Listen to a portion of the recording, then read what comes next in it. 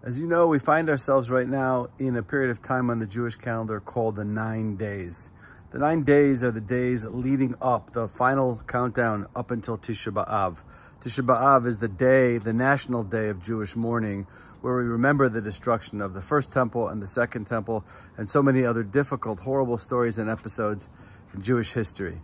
And normally we have a little bit of a difficult time connecting to these days. So we read Holocaust books and watch movies about the Holocaust in an attempt to sort of connect to Jewish suffering and to feel the collective sadness and sorrow and grief of thousands of years of Jewish tragedy.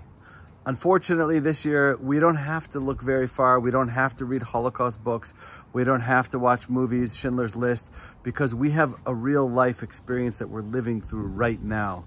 Of course, these are difficult times, but I have to say, I've never felt more plugged in to this period of the 9 days than I do this year, because it's so real. Right now, we're sitting here in Israel. It's almost Shabbat, and the threat of an Iranian attack looms over us, and the threat of an attack from Hezbollah as well, or a coordinated attack, and we just don't know. And everything's so uncertain, and we're so fearful in many ways. But then again, we're really not, because we know one thing. And we look in this week's Torah portion, and we read these amazing words where the Jewish people are about to go into the land of Israel, and they're about to inherit the land, but they're afraid. They're afraid of the nations, the Canaanite nations that dwell there, that are mighty and powerful. And Hashem looks at them and he says, "Do not be fearful. Hashem, your God, goes before you. He shall make war for you."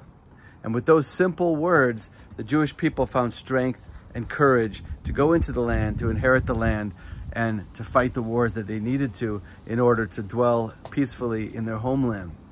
That's Jewish reality.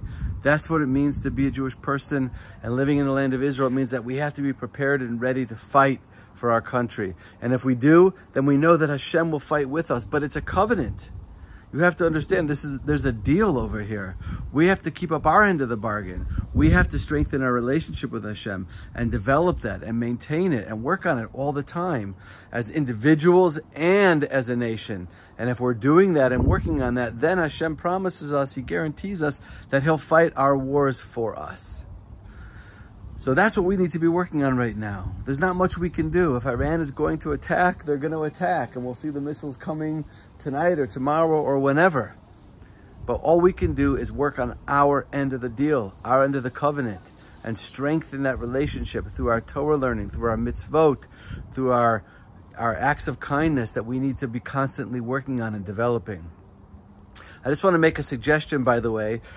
As we head into the days before Tisha B'Av, I actually took the time to review and to re-listen to some of the earlier episodes of the podcast called The Wartime Diaries, or the Testimonies of War, that I made during the days after the beginning of the October 7th war. And they're very powerful, and they resonate very deeply, especially now in these 9 days. So I'm going to post them below here in the link, and everybody should take advantage of these days and listen to one of them or two of them. I'm suggesting a few that I think are most powerful. So let's all hope and pray for a quiet Shabbos here in Yerushalaim and in Israel. And please God, we'll see Hashem's redemption, His kindness, His miracles, and we'll be able to turn to Hashem and to do tshuva, and then to know and feel the strength and the encouragement knowing that Hashem fights our wars for us. Wishing everyone a wonderful Shabbos. Shabbat Shalom from Jerusalem.